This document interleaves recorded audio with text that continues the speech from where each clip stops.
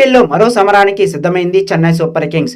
పంజాబ్ కింగ్స్తో ఈ రోజు చెన్నైలోని చపక్ స్టేడియంలో రాత్రి 7:30 మ్యాచ్ ఆడనుంది. ప్రస్తుతం చెన్నై పాయింట్ల పట్టికలో 3వ స్థానంలో ఉంది. ఇంతవరకు 9 మ్యాచ్లు ఆడిన 5 మ్యాచ్లు గెలిచి 10 పాయింట్లతో ఉంది. ఇక పంజాబ్ విషయానికి వస్తే 8వ స్థానంలో ఉంది. 9 మ్యాచ్లు ఆడి 3 మ్యాచ్లు మాత్రమే గెలిచి 6 పాయింట్లతో ఉంది.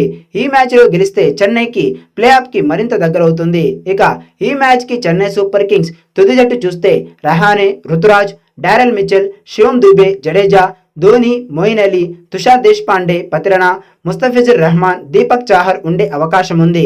ఇక ఈ మ్యాచ్లో టాస్ గెలిస్తే సిఎస్కే మొదట బ్యాటింగ్ చేసే అవకాశం ఉంది. ఈ రెండు జట్ల మధ్య ఇంతవరకు 28 మ్యాచ్లు జరిగాయి. చెన్నై 15 సార్లు, పంజాబ్ 13 సార్లు విజయం సాధించింది. ఇక చెన్నై విషయానికి వస్తే టాప్ ఆర్డర్ అంతా బ్రహ్మాండంగా ఆడుతోంది. రుతురాజ్ గైక్వాడ్ అద్భుతమైన ఫామ్లో ఉన్నాడు. చివరిలో ధోని ఫినిషింగ్ ఒక రేంజ్లో ఉంటుంది. ఇక శివం దూబే చుక్కలు చూపిస్తున్నాడు. బౌలింగ్ కూడా బాగా ఉండడం, ఆల్రౌండర్ రవీంద్ర జడేజా జట్టుకు బలంగా ఉన్నాడు.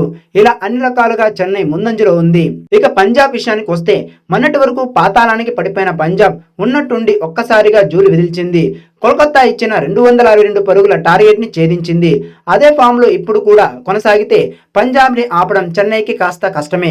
కానీ సొంత గ్రౌండ్లో సిఎస్కేని ఓడించడం అంత సులభం కాదు. ఇటీవల సిఎస్కే ఆల్రౌండర్ ప్రదర్శన చేస్తోంది కాబట్టి బ్యాటర్లంతా భారీ స్కోర్ను నమోదు చేస్తున్నారు. ఇక బౌలింగ్లో కూడా పతిరణ, దేశ్పాండే, రెహమాన్ అద్భుతంగా వికెట్లు తీస్తున్నారు. ఇక ధోని సలహాలతో కెప్టెన్ గైక్వాడ్ జట్టును ముందుండి నడిపిస్తున్నాడు.